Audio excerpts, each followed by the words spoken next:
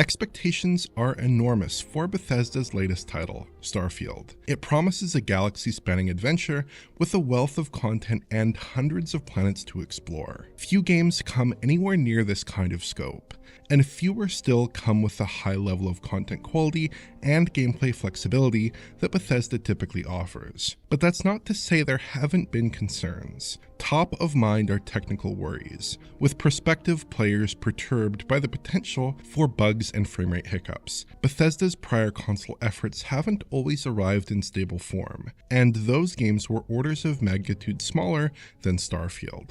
So today we'll be taking a first look at Starfield, evaluating its basic technical makeup on Xbox Series X and S, with a more in-depth look at its graphics technology arriving in the coming days from John, alongside Alex's review of the PC release. So can Starfield hold up alright on its console platforms of choice? And how does the Series S fare relative to its more powerful sibling?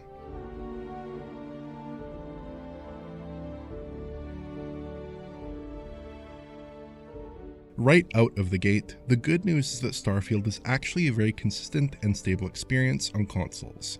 Across about 20 hours of play so far, I encountered no obvious bugs or other glaring issues, which is something I certainly couldn't have said for the launch versions of Fallout 4 or Skyrim. Starfield has been delayed several times, but you get the sense that those delays have probably been for the best, as the final article is a smooth experience that's worth diving into right on release. I can't speak for the entire game, of course, but I really didn't see anything that would give me pause. The graphics are excellent as well, with a high level of detail, great post-processing, and some beautiful environmental artwork. This came as a bit of a surprise, and I do think that the game exceeds Bethesda's prior work by a large margin. Check out John's upcoming graphics tech review for more on this topic. But this is by no means a bad-looking game. It's not always a stunner, but it is an accomplished effort, especially considering its incredible scope. Some significant compromises do become evident, however. The world is highly segmented and frequently interrupted by loading screens, which is a bit of a holdover from Bethesda's earlier games. I didn't exactly expect a seamless experience, but the frequent cutaways, occasionally though not often masked by short animations, definitely annoy. On consoles, the other key concession comes down to framerate. Both Xbox Series machines target a 30 FPS update, with no higher framerate options available. But outside of those issues, the console versions do manage to acquit themselves quite well, with smooth, stable, and detailed graphics. Diving into both Xbox Series versions here, at a glance we're getting a very similar experience on both consoles, with even the weaker Series S looking quite good. There are some definite differences though when you do look closely. Draw distances on Series S see a bit of a cutback. Series X has more to offer here, with extra bits of geometric detail, like rocky outcroppings and stones, that render out into the far distance. Foliage sees a bump too, with dense shrubs and knee-high grass on Series X. Larger chunks of environmental detail like big rock faces and trees render about the same across the two platforms though, so in broad strokes the Series S and X do look quite similar. It's just the incidental details between those larger features that do look downgraded on the weaker machine, and only at ranges that are fairly distant from the player. Texture detail does typically look quite similar. In direct match-ups, in the same spots at close range, I couldn't spot any obvious differences between the two platforms. Series X and S both get very detailed artwork here. At a distance, there do seem to be some differences, with Series X using better bitmaps than the S, though this isn't hugely noticeable most of the time. Textures at oblique angles also resolve with more detail on the X, though this could just be a byproduct of the resolution differences between the games. Even the X does still look a bit blurry here. I did notice a curious difference in the terrain rendering when comparing these two platforms. The ground surface itself just looks different between the two machines, even at close range.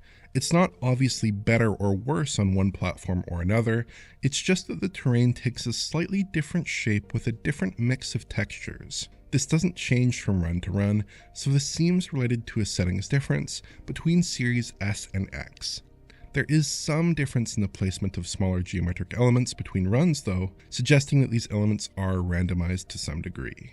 Shadows get small cutbacks on Series S. Comparing the two versions side by side, the S features softer shadow maps that don't resolve quite as much detail as the Series X version. I couldn't spot this difference in every location, but I did notice a small reduction in quality here in some head-to-heads. Foliage shadows look more noticeably degraded, though the Series X doesn't produce a very clean result here either.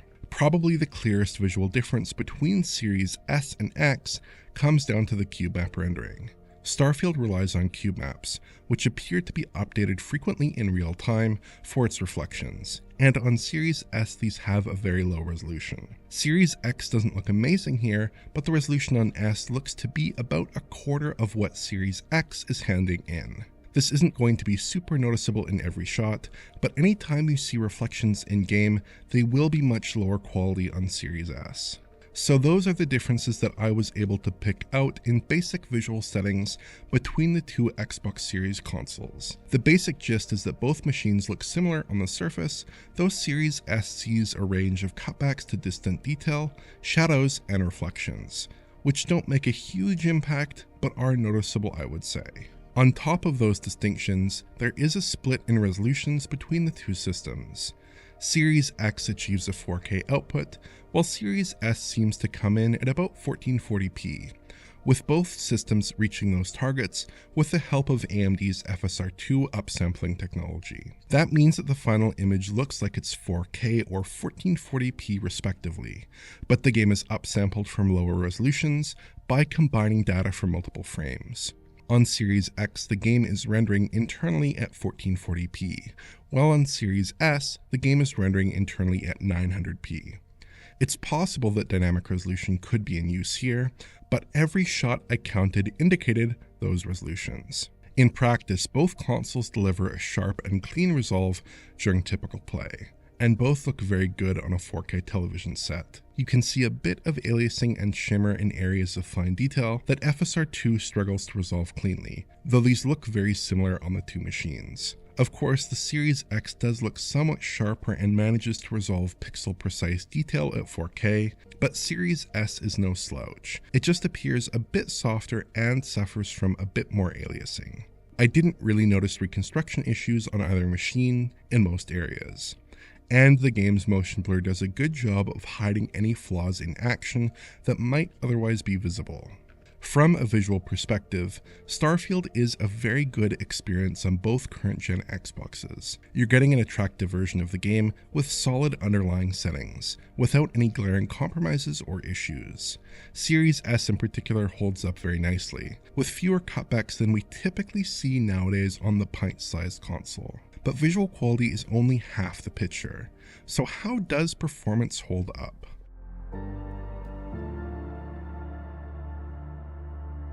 Bethesda has a bit of a checkered past when it comes to console performance in their RPGs. The infamous rim lag issue on Skyrim's PS3 version comes to mind, where the game suffered from very poor performance once the player's save file grew beyond a certain size. Fallout 4 had more conventional issues, with generally inconsistent frame rates at launch. Both problems were later patched, but dampened the launch experience, so I came in with somewhat measured expectations for the initial version of Starfield. Testing with the day 1 patch installed, the overall gameplay is surprisingly solid. Starfield basically hits a locked 30 FPS for just about everything you do during the game. Combat is rock solid, as is exploring the various planets. You can throw some pretty intense combat in large, open environments at the game, and it won't register any complaint whatsoever. This applies equally to both Series S and Series X, which perform identically here. But there is one substantial caveat. Two of the game's cities, namely New Atlantis and Aquila, are prone to occasional performance problems.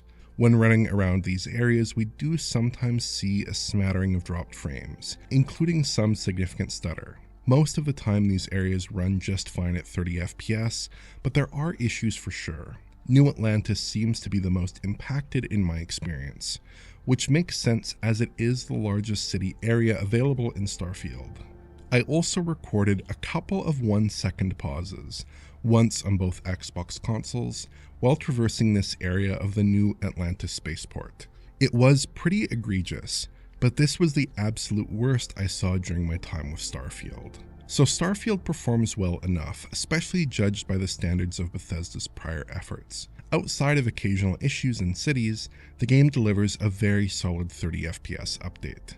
That 30 FPS framerate target is probably going to earn a bit of ire from players, but given the complexity of the world as well as the CPU-heavy performance profile of the PC version, I think the 30 FPS target is totally understandable. The motion blur also helps to smooth out the 30 FPS update to some degree, and renders with a high sample count and no apparent artifacting. I do wish that there was an option to lengthen the virtual shutter speed a bit though for a more pronounced effect, as the blur tends to be a bit subtle at the moment. And for those who don't like the effect, it can be turned off in the game settings.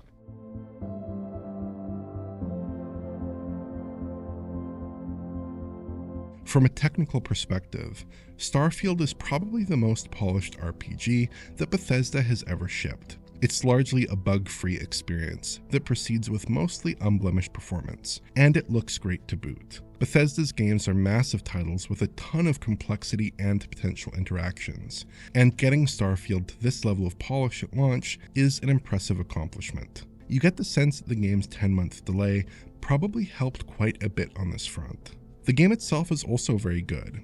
This is more or less the game as advertised, a massive Bethesda RPG that takes place over multiple star systems, in the vastness of space. It's a lot like Fallout 4 or Skyrim, but instead of walking through a contiguous landmass, you navigate the game largely through a planetary travel interface, a la Mass Effect 2 or EVE Online, between cities and landing zones. So Starfield's scope is immense, though that does come with certain caveats. Planetary exploration isn't terribly exciting, given the procedurally generated landmasses with repeated content. If anything, I think a reduced scope might have helped deliver a more carefully curated experience in line with recent Bethesda fare. Savvy players will be able to navigate through the game's main quests, faction quests, and other named quests while keeping their interaction with the procedurally generated elements to a minimum. But I do think the typical one-map structure of prior Bethesda games is perhaps a better overall approach. That said, I have really enjoyed my time with Starfield, and I'm bound to play it quite a bit more as the year closes out.